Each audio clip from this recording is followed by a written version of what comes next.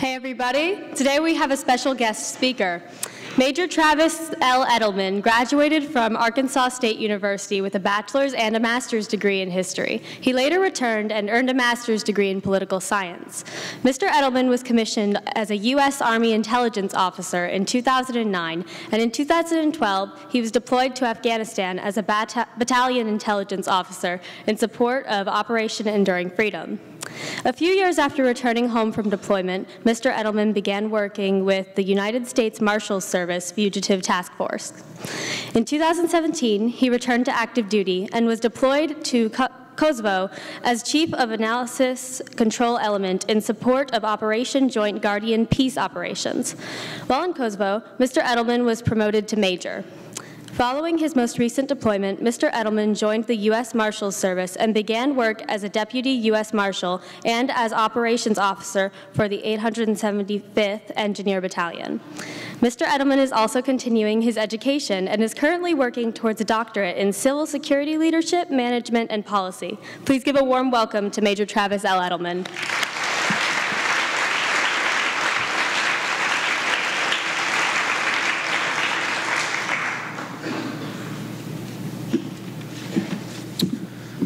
Good afternoon.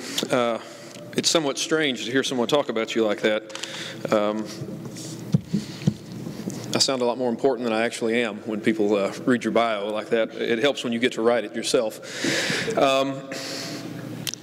My aunt, if you don't know, is Diane Eddleman, the choral director here. I had to grow up with her my entire life, and so I'd like to thank her for inviting me here. I've had a few people tell me how thankful they are for me to be here. They don't realize that if I had turned down the invitation, I would have been killed.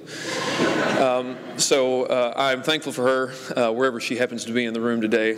She is a wonderful lady, means an immense amount to me, so I'm glad to be able to help her out and come here and speak today.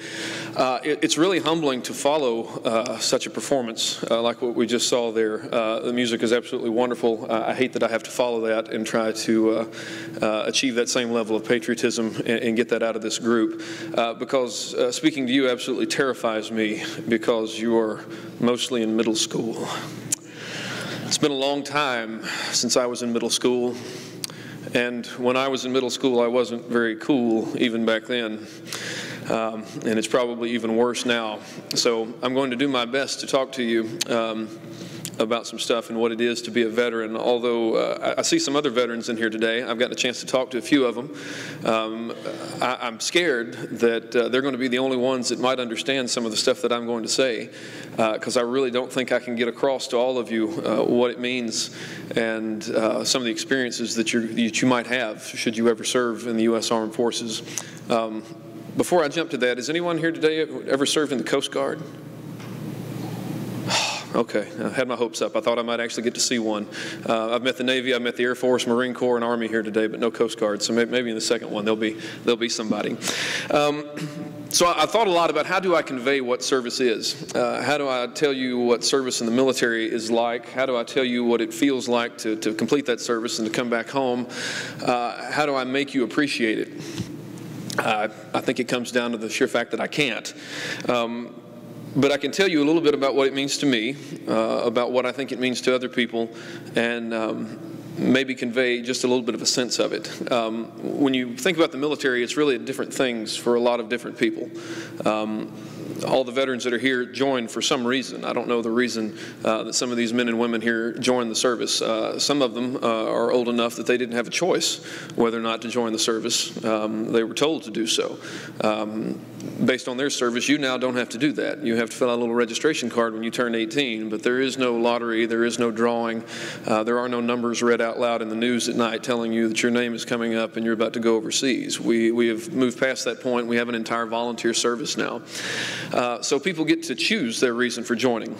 Some people choose it because it is a family. It was a little bit harder for me to join the service because I had a great family. I had aunts and uncles like Diane and Philip. I had my parents. I had brothers and sisters who were really great. It was rough leaving them and going other places. I knew other people who were not so fortunate, who did not have family, who did not have friends, And that's what the military became to them. It's amazing. At your age, most of you probably have not had copious amounts of shared suffering like some of the veterans have had in here. I'm pretty sure we could all tell you stories about drill sergeants, drill instructors, whatever we called them, and some of the hardships that we had to endure, having to hold rifles out for long periods of time, having to do an ungodly amount of push-ups, things of that nature. And when you do those with other people, you get to be really close. You get to be closer than family. When you eat bad food together, you get pretty close. When you stay up late at night and really wish you can go to bed, but you've got to do more work, you get really close. So for a lot of people, the military is a family. It's a place to come home, and it's something that people look forward to, and it's something that they don't have. For other people, it's structure. How many of you like to get up early in the morning? Yep, just a few. How many of you would rather stay in bed? Yes, okay. This is an honest group. I appreciate honesty. So how many of you, if I just told you you need to get up at 3 o'clock in the morning, would do it based on your own gumption? You just get up because you had to. Yeah, you think you're telling the truth. Well, for those of you who don't, I met a Marine gentleman over here who was a Marine infantryman, and I guarantee you that if you couldn't get up at 3 o'clock in the morning, he could probably provide you the motivation that it took to get up out of that bed in the morning. It might require a garbage can and a large bat. It might require a lot of yelling, and he might flip you out of your bed in the morning to get you out. But if you cannot provide your own structure, the military can provide that for you. So I know of a lot of people who joined for that reason. They realized they didn't like getting up at 3 o'clock in the morning. They weren't self-starters. They didn't have a lot of initiative, and they realized that maybe the military might give them that. So they joined for that reason. How many of you want to graduate and get a good job and get paid? Oh, okay, we got participation now. Start talking about money. That's what people want. Even in middle school, y'all are looking for the big salary. Well, the military will pay you money, too. There's a lot of people who join for that. They got tired of flipping burgers at McDonald's and doing other things, so they joined the military. Now, let me throw out another one there. Now, just because you joined the military doesn't mean you were a burger flipper and there was nothing else you could do. Some of the smartest people that I have ever met are veterans and are still actively serving, have a high level of education, both formally and some of the common sense that we seem to be short of today. You can find a lot in the military. But if you're looking for pay, you know, the Army gives you a steady paycheck. They give you money for food. If you don't want to go out and eat, they'll pay you, or they'll let you go eat in the chow hall, which is excellent food. I'll talk about that a little later. How many of you want to go to college? Wow, okay. Well, that's good. The Army will pay for college, so I have a lot of friends who join the Army to pay for college. I'm going to school right now, and the Army's paying for it. I've been able to. I got a scholarship when I went on my undergraduate degree. When I went to my master's work, I got a scholarship from the Army, and they paid for it. I'm getting a doctorate right now, and the Army's paying for that too. So there's some definite benefits and other reasons. How many of you are computer people? Not as many as I thought, but you know, you like playing on computers, you like the video games, you like build your own computers. Anybody build their own stuff in here? Okay, yeah. That's an area that was not big in the Army when I first started, and a lot of the veterans here probably that wasn't an option for y'all either. But the Army now has cyber warfare battalions that have nothing in them but people like you who like computers and like going after the enemy in that fashion. So the military is changing really quickly. So there's opportunities for people like you who enjoy computers and may not necessarily like sleeping in the dirt and eating bad food out in the field. You might be able to sit behind a computer and serve your country in that fashion. So the military appeals to all kinds of different people. Me, on the other hand, I'm a weirdo. I have, I guess, determined that I will never make money and will never be rich. I'm always going to be a government employee, and I'm always going to have this weird sense that I need to serve. On or about, I don't know, the summer of 2006 or 7, I realized that I had been in college and employed during the entire war on terror, which probably has gone on for most of your lives. You probably do not remember a time when you could walk through an airport and go meet someone at a gate. You certainly don't remember people smoking on airplanes and some other stuff. Not all things in the war on terror have been bad. So there's a lot of stuff that you don't remember. because this war has been going on your entire life. And for me, I sat around and looked and realized that one of these days this thing was going to be over. One of these days I was going to be 50 or 60 or 70, God willing, and I would be sitting around with everyone else who had served and wondering, why did I not do something? Why did I not take what abilities and what talents God may have given me and try to put that towards making the country a better place? I know that sounds idealistic and it sounds weird, but I really didn't think about school. I really didn't think about anything else. I really thought about shame later on down the line in saying, you know, did I really do everything that I could have? And that's not to say that just because you don't serve. There's many ways to serve. I don't mean to badmouth anybody who is not a veteran or who did not serve. There are people on a daily basis that support us through their work here, so I don't want anybody to take that away from it. But in my own heart, I thought I have got to do something to try to give back. So I joined. I went to Fort Bragg, North Carolina. The Army paid me to jump out of airplanes for 5 years, which is not nearly as exciting as you may think it is sometimes. It's pretty terrifying on a few occasions. Any airborne here today? Airborne, sir. It's kind of violent, isn't it, when you jump out of that plane with all that gear on? And you do a lot of work to get to that point for about 30 seconds of fun. When you're coming down in the air, you're thinking, wow, this is pretty sweet. I get paid to do this. And then you hit the ground, and then you got to go to work again, and all the fun's gone. So the Army paid me to go do that. I spent 5 years at Fort Bragg, North Carolina. I got to go to Afghanistan during that time there. I came back here, joined the Guard, and the Guard sent me back overseas to Kosovo. Anybody know where Kosovo is? Okay, there's a young man back there. I'm impressed that anybody knows. Most adults don't even know where Kosovo is anymore. But we got involved in there back about 1997. I got to spend a year in Eastern Europe. That was actually a pretty nice deployment, if you can call one that. So I've got to see about 20 countries through the United States military. I got to go to airborne school. I drove one night across 4 countries in a little rented SUV with 4 or 5 other military personnel jammed in this car trying to make it from Kosovo to Bosnia overnight in a snowstorm. And about halfway through, I nearly wrecked the car and drove it off the side of a mountain. And almost everybody in here that's in the military has probably almost wrecked a military vehicle at some point in time in their career. And if they say they haven't, they're probably lying to you.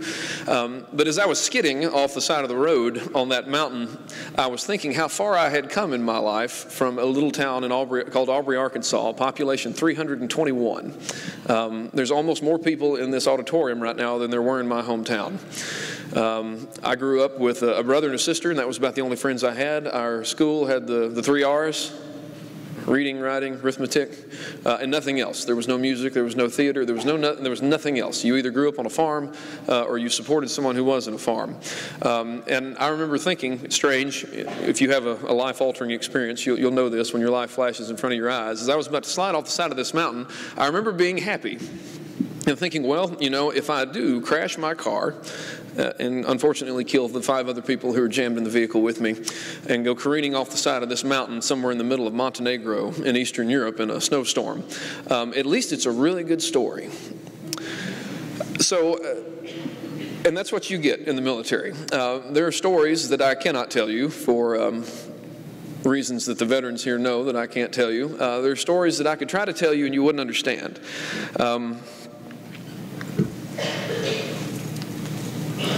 I have a key ring in my pocket, and can anybody see what that is? Anybody? It's a key. Anybody know what it goes to? Not a diary, not a chest. Good imaginations. I wish it did. It goes to a set of handcuffs.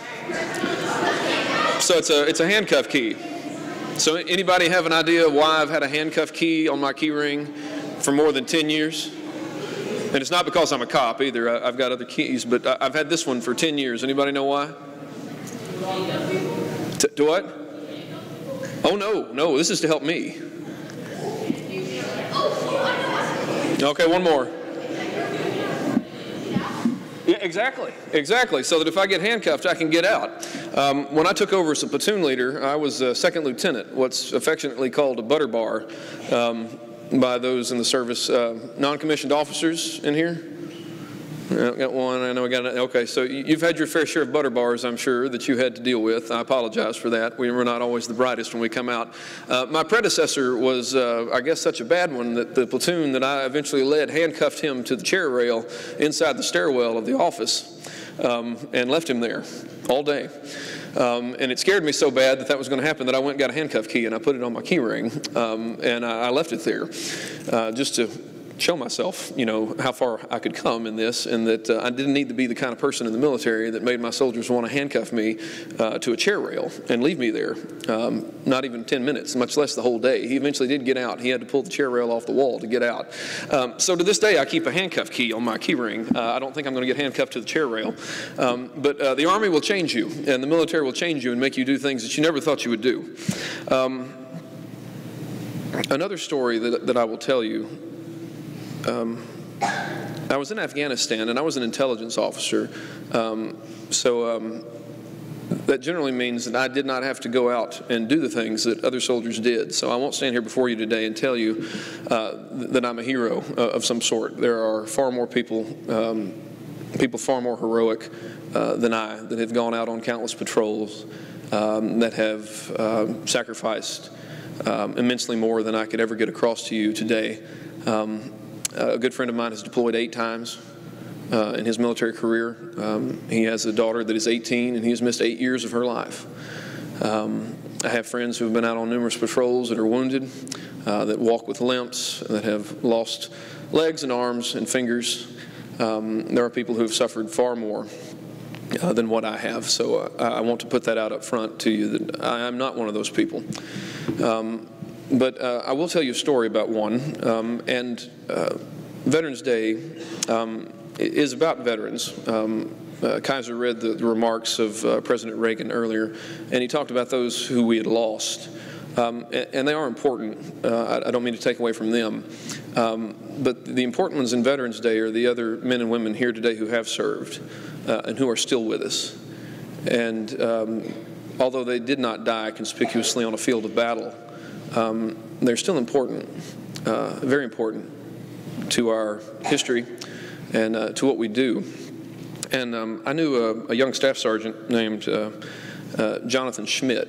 And it's strange that he's young to me now. At the time, we were about the same age, and late 20s. And as I grow older, he's always going to be in his late 20s. But Jonathan was a sniper with Special Forces. He was on an ODA, Operational Detachment Alpha. It was a team out of the Philippines, number 1111. He was a really funny guy. He didn't talk much, but when he did talk, it was generally funny. And he always asked me when I was going to come out with them. When are you going to come out, sir? When are you going to come out? We're going on another mission. When are you going to come out? And I did ask, but always got turned down by the commander. And he was like, nope, you're going to stay here. You need to do intelligence things. And so that's what I did. And we had one mission left before we were going to go home, and I did the brief. That's what I did, was intelligence brief. So I briefed them about where they're going, what they could expect to see when they got there, and then we brief what are called courses of action. I tell them what I think is probably going to happen, and then I tell them what I think the worst possible thing that could happen to them while they're there is, based on the intelligence and the information that I had at the time. So I briefed both of those and to the team, and then I left to go back to my office to start working on the next mission. And as I walked out, Jonathan Schmidt and Jeremy Border, both staff sergeants. One guy was an EOD, which is explosive ordnance disposal. They took care of bombs and IEDs on the side of the road. And like I said, Jonathan was a sniper. And so as we walked out, he said, hey, sir, he said, this is your last chance. You're going to go with us. And I said, no. I said, I'm flying out tonight. I was going somewhere else to work on one final mission before I left, so I was leaving them. And he said, you can't stay in the tent all the time. He said, sooner or later, you've got to go out. And I nodded, and I said, yeah. I said, I'll see you when I get back. He never got back, and I never saw him again. I made my flight that night, and I got to Bagram Air Force Base in Afghanistan. When I landed, I got off the plane, and they said, you have to go to the TOC right now, which is the Tactical Operations Center. It's where all the radios and TV screens like you see on TV are. I went in and heard a firefight going over the radio. It was our unit back where I'd just flown from. They were calling in, requesting air support and additional backup, and they mentioned that they had 2 KIAs, which are killed in action, and they read off the serial numbers of those. I made a few phone calls, ran down the serial numbers, and found out it was both Jonathan and Jeremy that were killed that day on the very last mission. We went home within 2 weeks of that day and went back to life as normal. And like I said, I never saw Jonathan and Jeremy ever again. The last time I did see them, they told me, "You can't stay in the tent forever. You've got to get out there and see what's going on." I tell that story not to make anybody feel bad or to make anyone sad. I say it one reason, so that I can say Jonathan and Jeremy's names out loud to a group of people who will know who they are and what they did. And also to point out that the rest of their team survived and went home and lived without them to this day. I have a bracelet with their name on it that I wear. I don't have it on now because I can't wear my dress uniform with it because my cuff won't fit over the bracelet, but it's in my car in the cup holder, and I'll put it on when I leave here so that I remember them. They did sacrifice everything that day, and they left the rest of us to deal with it. And that's the burden that a veteran carries, that these men and women that are in the room today, that's what they carry. I'm not saying that it's easier to die on the field of battle, but it's not difficult to come back leaving them on that field and knowing you'll never see them again and moving on with the next mission. So with that, as I leave you today, I don't want you to be sad, because I believe in God. I believe God made veterans as special men and women who could handle this. I believe He gave us a special ability to bear that weight, to bear that burden, as these men and women who are in here with you today do. I don't remember them in sadness. I remember the jokes that Jonathan told. I remember the look on Jeremy's face every time he had to do extra work. I remember the good times of those that I lost, and I remember why they gave what they gave and for whom they gave it. So I would ask you today, is anyone in this room worried about what's going on in Syria or Afghanistan right now? Do you lose sleep because of it? A few hands, but for the most part you don't. And that makes me happy. That makes these men and women in this room today happy, that the sacrifice that they have made means you go to bed at night and you don't worry about evil men in this world who would do harm. So what does it mean to be a veteran? What can it mean to you if you become one? So I'll leave you with 3 things. 1, you'll be able to understand loss. Whether you've experienced loss or not, many of you may have. It's amazing what I find in my law enforcement job, the loss that some children endure. But as you grow up, if you have not yet, you will experience loss. You will lose someone important to you. You will lose many people who are important to you the older you get.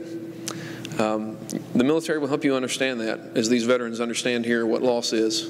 You will learn to deal with loss. You will learn to move forward from it, and you will learn to turn it into something good to achieve that mission and not let those who've been lost die in vain. You will understand sacrifice. Whether you were an infantryman, whether you flew jet planes, whether you were a sailor, a submariner, as we have in here today, all these people have sacrificed something. You don't have to give your life to lose sacrifice. I've missed birthdays. I've missed weddings. I've missed funerals.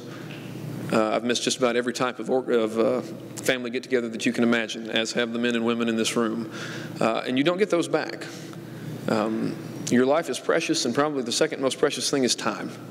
And if you serve and you become a veteran, you will understand the importance of time, what that means. You will cherish those moments you have with your family. You will cherish the moments you have with your friends, and you will cherish the moments you have with those who you're serving with, because you know that they may one day be one of those that are lost. And lastly, you will understand what it truly means to appreciate freedom. When I flew back from Afghanistan, I was asleep on the plane from Germany They even gave us a sleeping pill so that we could try to go to sleep and wake back up on the right cycle. And I woke up just before we made it to Virginia. And the pilot came over and said, if you look out your window right now, if you look down, you'll see Virginia. Anybody ever been to Virginia? I've been through once. It wasn't really special. It didn't look really that great when I drove through it. It was the best looking thing that I'd ever seen from the sky before in my entire life. Just looking down and knowing that that was America, that that was where freedom was, that was where my family and friends were. I could not wait to land. If you've ever been to Fayetteville, North Carolina, it is a not very nice place. I'd never seen any place so nice in my life as I did the day that I stepped off that plane and stepped back on American soil in Fayetteville, North Carolina. That deployment, that time changed my perspective. And I think really that's what being a veteran is about. Your perspective is changed on this country. You look at things differently. Things that were big, somebody's tweet or Facebook post, it doesn't really bother you that much after you've served and you've seen what loss can be. It makes you appreciate what you have, makes you long to do something better for your country and to not get bogged down in the little things. So with that, I hope somehow or another I have been able to help you understand in some way what it is to be a veteran, what it means to those of us in this room who are veterans.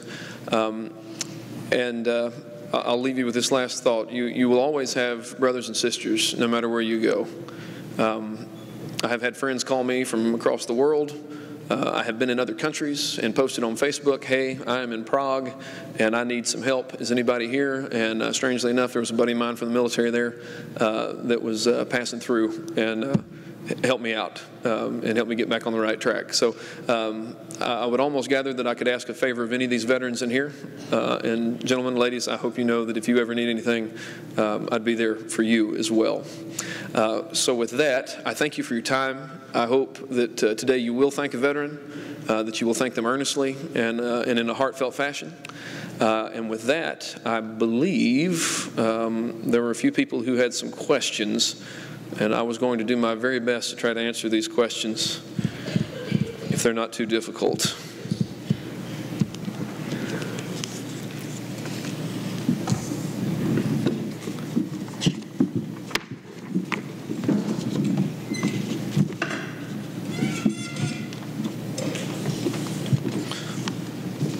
This is normally the scary part where you're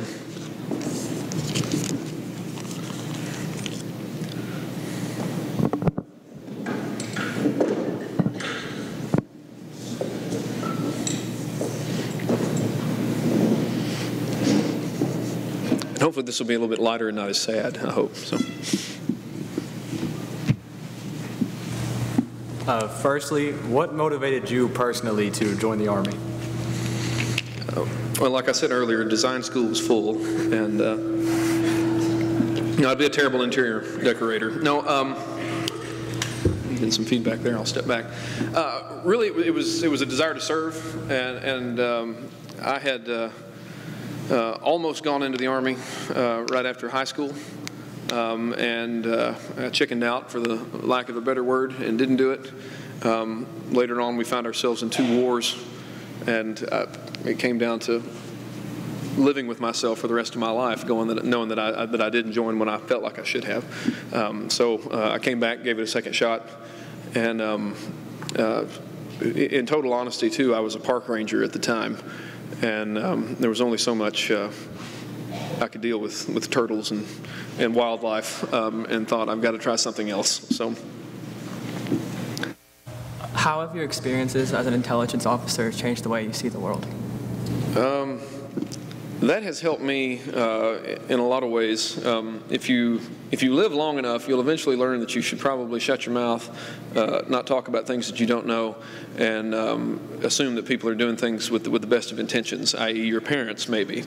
How many of you know exactly what your parents should do? There's a few honest ones out here that think they do. Yeah, you don't. I'll just let you know that right off the bat. How many of you think you know what your teachers should be doing? Even more, yeah, you don't either. So what I have learned from that is there are reasons we make decisions. There are reasons that the president makes decisions. There are reasons that generals make decisions. And I have learned that at my level, I don't know what those are. And that oftentimes it's best for me just to go, yes, sir, and carry out what I'm told to do. That translates over into a lot of other places. One of these days, you're going to have a boss, you're going to have a teacher, and you're going to go, I don't know why they're doing this. They're terrible, they're awful, they're bad people. No, they just know more than you do.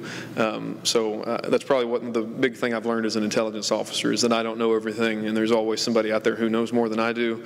And most likely it's the infantry commander that just asked me a question. He's the one who really knows everything. He's just checking me out. So, what would you say to someone interested in a military career, and what's the best path to get there?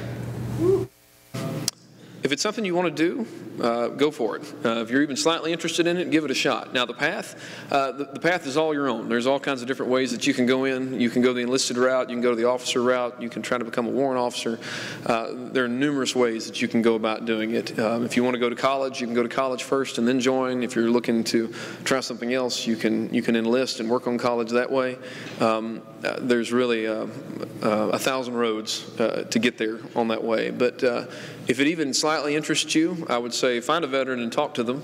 The video that we watched at the very beginning, anybody think that was cool? All that stuff? Yeah, that's how they get you. That's how everybody here, all the veterans here, they watched a video or saw a brochure or something like that that was similar. And they get you on that. That's about 10% of the time. The other time, there's other things going on, like cleaning dishes and kitchen patrol and things of that nature. But the 10% is worth it. I went through all kinds of hardships to jump out of those planes. And every time I went out the door, it was worth all the heartache and effort for that 10% of the fun times. So if you do want to join, or if you're slightly thinking about it, I'd give it a shot. It's not just for the people who couldn't do anything else. I'll put it that way. There are some super smart people. If you're interested in helping your country, you can find some area that's in your wheelhouse that you can help with. Did you ever enjoy being deployed overseas, and if so, what was most enjoyable for you? Absolutely, I did. Afghanistan was not very fun. I found very little enjoyable about that whole thing. They flew ice cream in one time when we were in Afghanistan. We didn't have ice cream out there, and for some reason on a holiday they had a helicopter fly in with ice cream, and I got to have some ice cream. So that was probably the only fun thing that I got to do in Afghanistan. When I went to Kosovo, though, I was in Eastern Europe, so we got to take a leave on that deployment. We were over there for a year, so I got to see about 15 countries while I was over there. I traveled to Italy, I traveled to Prague, Serbia, Greece, Macedonia, and it was super cheap. For about $100, I made all those flights over there. Now you might end up in a small plane flying next to a chicken or something like that. They're not exactly, it's not Delta Airlines or anything like that. But I did get to see a lot and travel and see some places that I never thought I would get to see. In Kosovo, where I lived for the year. I may be dating myself. Anyone know who Mother Teresa is? Few. I know all the older people do. But Mother Teresa came from Kosovo. The church where she received her calling was about 20 minutes from where I went. So I actually got to go sit in the church where Mother Teresa was as a child. So there's some really neat things you can do. Like I said, you'll find yourself in countries driving through Montenegro in a snowstorm, trying to get to Bosnia to meet up with some Navy SEALs.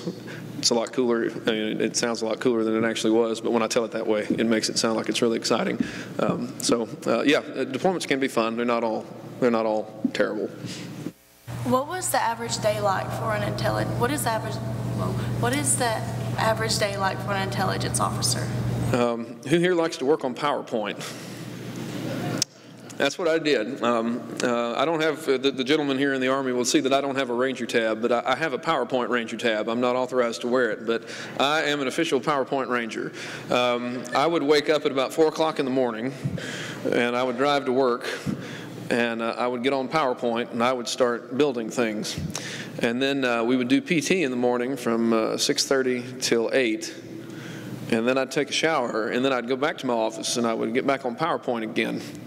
And then I would PowerPoint until lunch, and then I'd go to lunch, and then I'd come back from lunch, and you know what I did then?